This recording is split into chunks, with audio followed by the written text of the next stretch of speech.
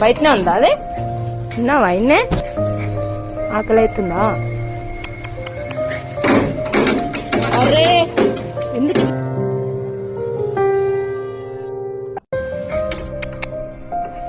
ఆకలి అవుతుందా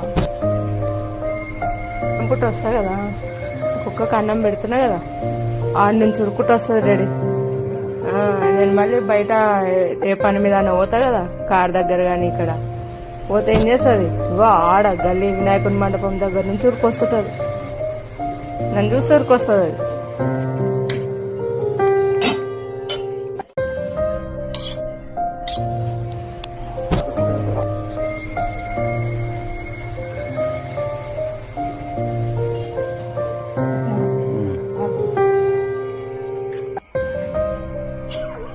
అరే తిను